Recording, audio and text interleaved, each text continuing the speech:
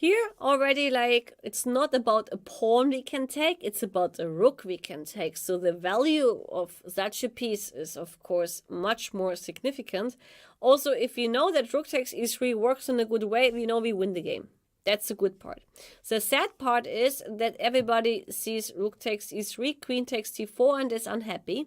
Because besides the fact that now we have a very annoying pin, also black has g takes f4 available.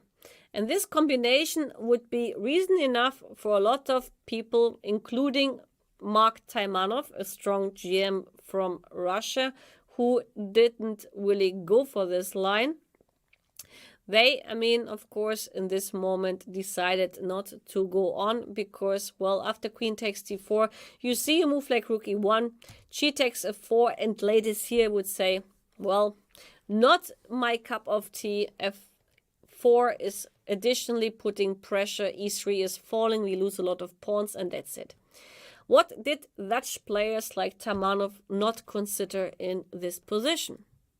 Here, actually, the help of tactical indications will change the evaluation of the position, or at least give you a hint that maybe black is not as fine as you believe black is.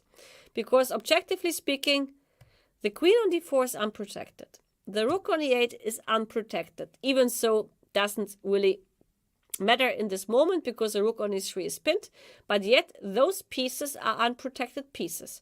So in what kind of way should we think? If the queen on d4 is under attack, then in case the queen leaves the diagonal, then the rook on e8 is also under attack. So obviously we look for candidate moves which attack the queen. In my opinion, we have three. We have queen b4, queen b2, we have knight takes f4. Knight takes f4 is like very easy to, quit, because after queen takes d2, there is not enough material we get for the queen, and that's why it's not worth considering that, at least for a long time. So instead of knight takes f4, queen b4 and queen b2 become quite interesting, especially when we understand that no matter if you play queen b2 or queen b4, if the queen takes, we have an intermediate check on e8 and we win the game, or at least a lot of material. Now we have to compare queen b4 and queen b2, and we see with the queen on b4 we have additionally a benefit, we attack f4. And this would lead us to the fact that queen b4 is much stronger, because after queen a7, now we are able to capture with the queen on f4, guard our rook and win the game, because we have a rook up, and I don't see much of compensation here black can show. So instead of, queen a7, let me see if there's something else. If queen takes b4 here, which is probably the best try, rook takes e8, let's say bishop e8, rook e8, and queen f8, still white would end up with a winning position because we have a piece up. Okay, black has two pawns, but objectively speaking, with clean way of techniques, white should be able to win the game, because his pawns right now are not very dangerous. They're rather weak because they're not somewhere close to promotion squares, and for this reason the result here is clear.